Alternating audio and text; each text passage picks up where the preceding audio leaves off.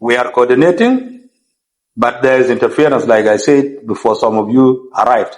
And let me repeat that the interference that we have already registered is that we had agreed with the local population in Akoba County for those who arrived there to be escorted to what?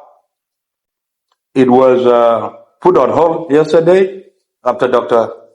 Riek personally interfered in the process. He had instructed the commander of Division 8, Major General James Utonglia, and Utong actually went and sent forces to where our servicemen are being protected with clear orders for them to be taken forcefully to SPLAIO base at Walgab. The local population refused. Dr. Riek to call the local civilians, persuading them to release them. They said, no, we are not sure that their security would be guaranteed. So they also refused. They said they either would be the one escorting them from point A to where SSPDF is, or they are picked up from where they are direct to Juba. So because there was that interference, Dr. Riek promised that he would provide an airplane this morning. So we are hoping that it will not end the way it had ended in Nasser. And should anything happen, let the world know that there is already interference from Dr. Riek. I'm going to talk about 4 areas, and I'll put them in point form.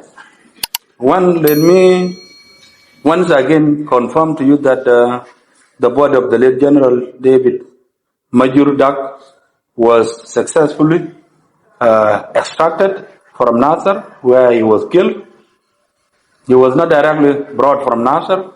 His body had to be taken using a speedboat from Nasser to Akobo, and from Akobo, the body was picked and brought to Juba, along with the staff from ANMIS that was killed with him. The body was received at Juba International Airport by the Command of the Defense, led by the Minister of Defense and Veteran Affairs, the Chief of Defense Forces, the Presidential Advisor for Security. Basically, the entire command was at the airport. As we speak, the body is Juba Funeral Home, and plans have started on the process of burial arrangements. So the command will sit and decide when and where he would be buried. And the command also confirmed that he will be accorded full military honors when he is finally being laid to rest. That's point number 2. Point number 3, after Nasser was overrun, and the Assistant Chief of Defense Forces, Lieutenant General Gabriel Dwop, who also doubles as the General Chief of Staff for SPLAIO, was arrested, along with rest,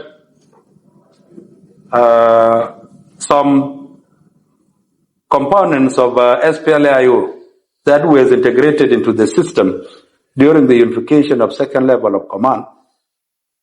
They started fearing, especially those who have been fueling and funding the conflict in Nasser.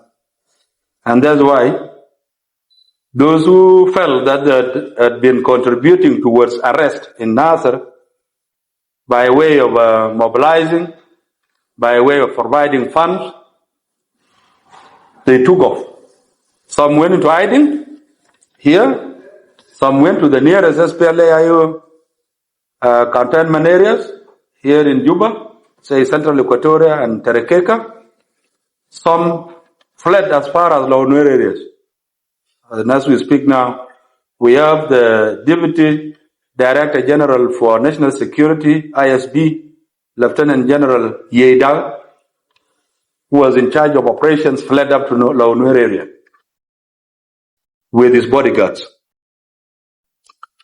And the leadership discovered that, all right, out of fear, whether real or perceived fears, I would like to use your platforms to, on behalf of command, appeal to those who were integrated into SSPDF during the first level, unification of level of command, and all from opposition, from IO, that got integrated into the organized forces, that they're part and parcel of the current security setup, and therefore they have no reason to fear. Practically speaking, technically speaking, in terms of organization, they are part of SSPDF and the organized forces. But psychologically and mentally, they are still SPLAIO, and that's why they took off. So we are appealing to them, to those who even went as far as Launur area, to come back.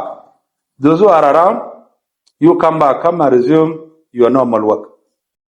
Starting from the day this appeal is made and is spread, we are appealing to you to come back and resume your work.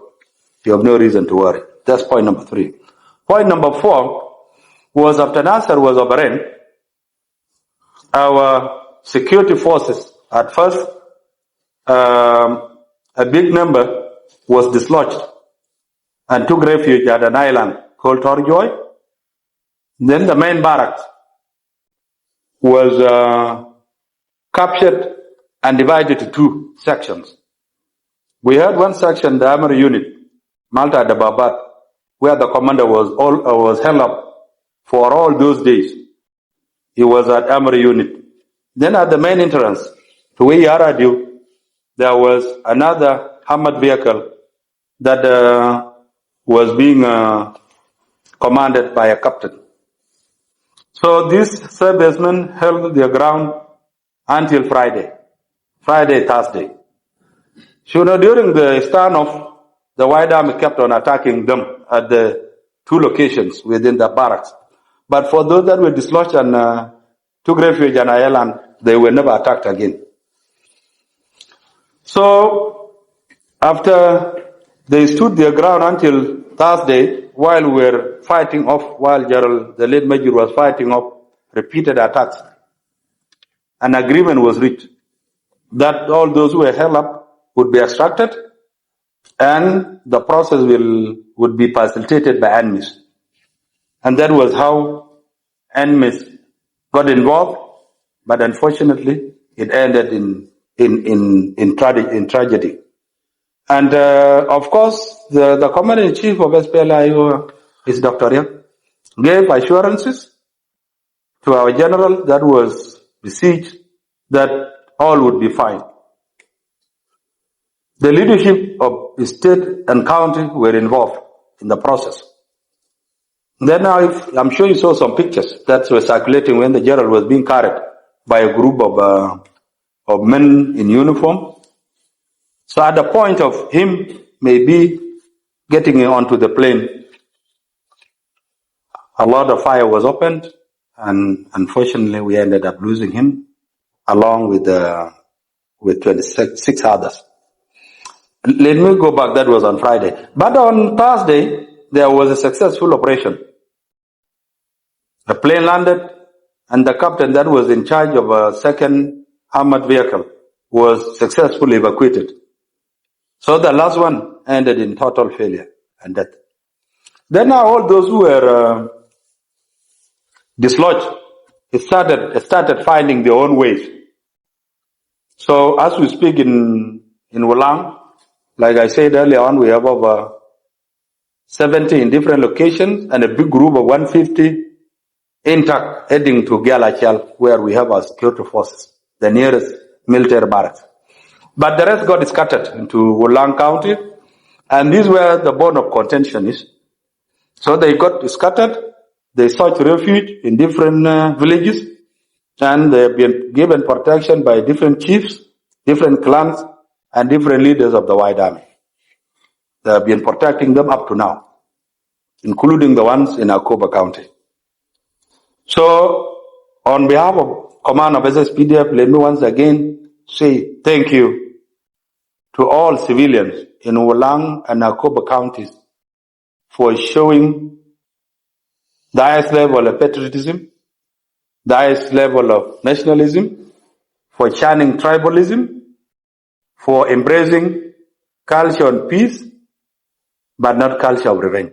So we say thank you to them for the support they have been giving them from the day they sought refuge in their respective homes. They have been giving them physical protection, mental security. They have been giving them food, logistics, without even one paying for it up to now.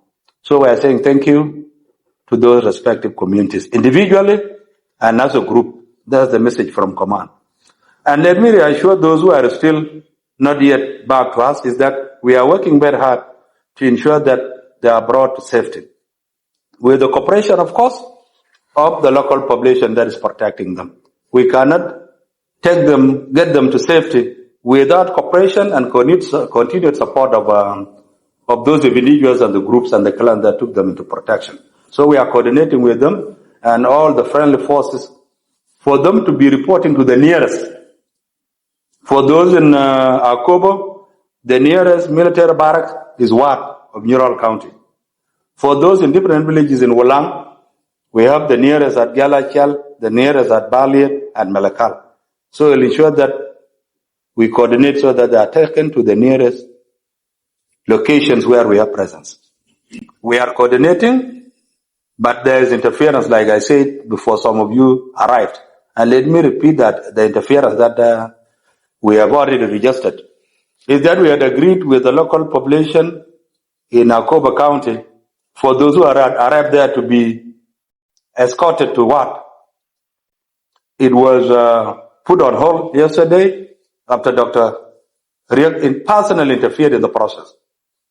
He had instructed the commander of Division 8, Major General James Utonglia, and Utong actually went and sent forces to where our servicemen are being protected with clear orders for them to be taken forcefully to SPLAIO base at Walgab.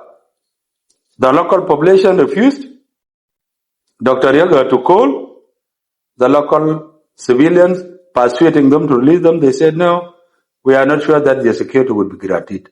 So they also refused. They said they either would be the one escorting them from point A to where SSPDF is, or they are picked up from where they are direct to Juba. So because there was that interference, Dr. Riek promised that he would provide an airplane this morning. So we are hoping that it will not end the way it had ended in Nasser. And should anything happen, let the world know that there is already interference from Dr. Riek. Dr. Riek wants to hijack the credit that was given to the local population. He wants to hijack their credit so that he uses it for political leverage or for bargaining. So let everyone know that we are not playing politics. Our primary objective is to save the remaining precious lives. And any political interference that may end up like the one we had in Nasser, the person who interfering should be known. The second information is that, I had said it, but because some of you came late, let me repeat it again. That all along SPLA have been saying that they were not part of the force that fought us. For those who came late, let me repeat myself, that the officer at the rank of colonel that led the armed White Army attack Nasser and overran it was called Colonel Tor Gille Thorn. Colonel Tor Gille Thorn, until the day he was killed in Nasser, was an SPLA officer. In 2019, he was a lieutenant colonel. He was selected by SPLA to go and attend training of the instructors for the Nasser Unified Forces in Malakal. He was trained as an instructor and deployed at Panier in Bor County of General Lul State. Somehow he found his way back to Nasser, and just a week before Nasser was attacked by the White Army under his command, he was clearly seen in military uniform addressing members of the White Army and giving them clear instructions that he was going to take Nasser at any cost. And of course he did it. So the question is, this man was not a White Army personnel. He was an officer from SSPLA-IO that was allowed to command the White Army in the fight for control of Nasser. So SPLIO is directly implicated.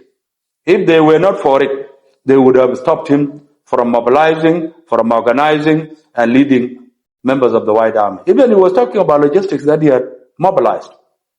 Combat service support logistics in terms of food, rations, and ammunition.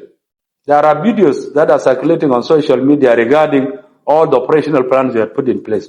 So if SPLIO, the leadership of SPLIO, under Dr. Riek and under Lieutenant General Gabriel Duablam were not for it, they would have stopped him from continuing, and not only that, he would have been held accountable. Because the events were clearly aimed at breaking implementation of transitional security arrangements and peace. But they got away with it. So it is very important for you to come out clearly that SPLIO is directly involved and should be held accountable for lives lost in Nasser or elsewhere, and the international community should hold Dr. Riek accountable. He is the chairman and commander-in-chief. Thank you.